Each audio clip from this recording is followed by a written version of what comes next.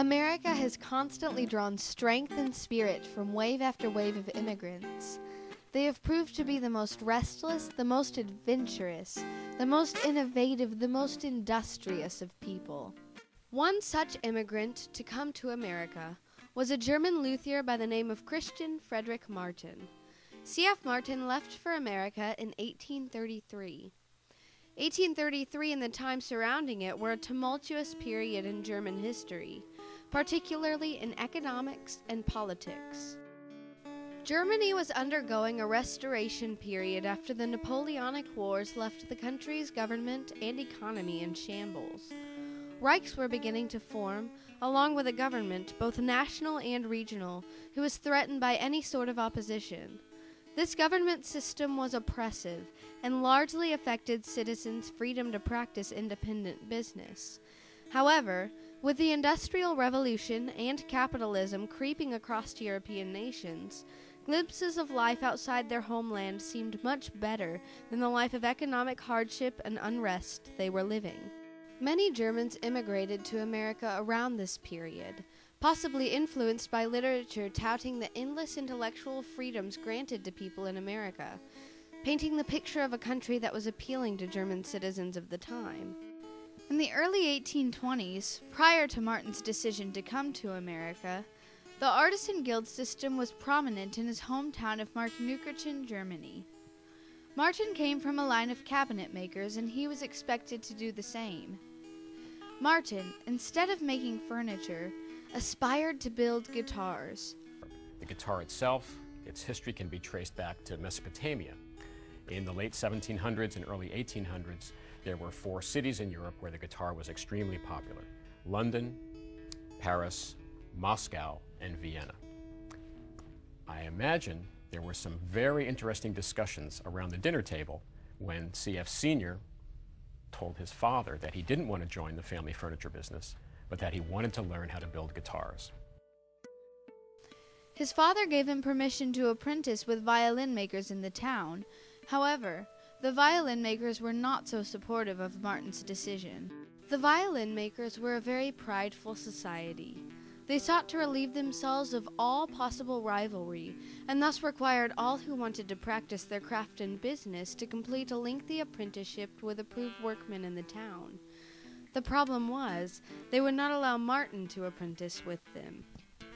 So he moved to Vienna and was apprenticed to Johann Stauffer, a top luthier of the time. In addition to learning his craft, this gave Martin a sense of the business end of making guitars, as he was foreman over the shop. After rising to the level of foreman in the Stauffer plant, where he worked from the age of 15 into his later 20s, Martin had developed the skills that he needed really to do everything himself. In 1825, he and his wife had a son, C.F. Martin Jr., and they moved back to Markneukirchen, where he hoped to make a name for himself in the guitar industry. In returning to his homeland, Martin was returning to a place that had not abandoned the artisan guild system. If anything, relations between the violin makers and the furniture makers had become more hostile. He became embroiled in a battle with the Violin Makers Guild that in an act of self-protectionism, they forbade him or restricted him from hanging out his shingle as a guitar maker. Along with claiming that cabinet makers were not capable of making a quality product, the violin makers made statements against the cabinet makers, such as, "Who is so stupid that he cannot see at a glance that an armchair or a stool is no guitar, and such an article appearing among our instruments must look like Saul among the prophets?"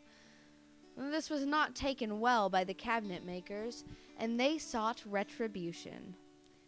This retribution caused Christian Martin to become a focus of the dispute.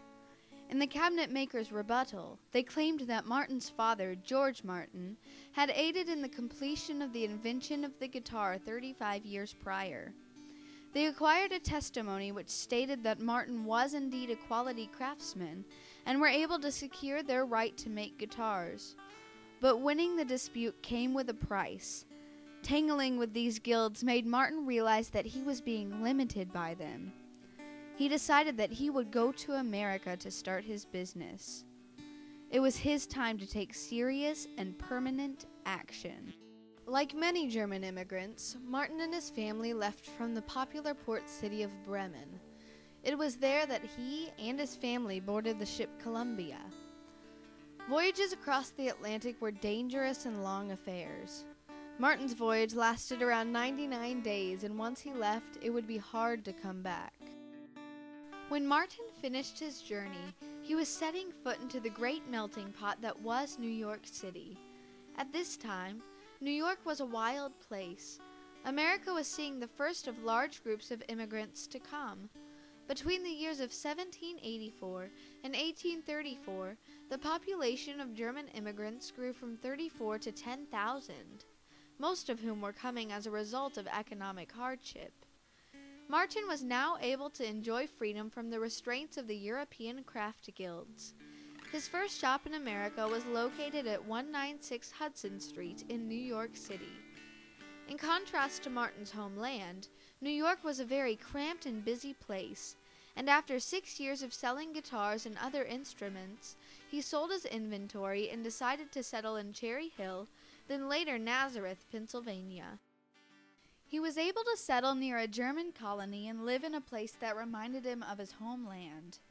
It was here, in Nazareth, Pennsylvania, that Martin's legacy truly began as a guitar maker. Through the 1840s, Martin began to innovate his product. As guitars were increasing in size over the 19th century, Martin implemented X-bracing.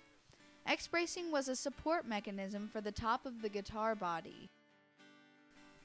In 1931, under the watchful eye of Frank Henry Martin, grandson of C.F. Martin, the Martin Guitar Company released their now famous Dreadnought design. C.F. Martin's X-bracing, then later Dreadnought, has been copied through the years and is a standard in the guitar manufacturing business.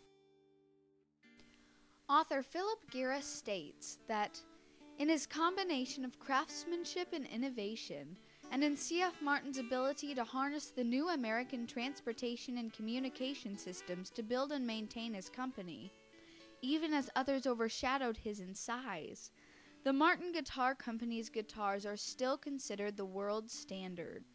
C.F. Martin began a legacy of quality craftsmanship. He stood for making a superior product, right down to the woods he chose to make his guitars. Martin's granddaughter noted, "It was grandfather's habit to go to the woods himself and select and mark the trees whose wood he wanted to use for his guitars." The Martin Company, now in its 6th generation, is seeing a new time in which some special woods are scarce.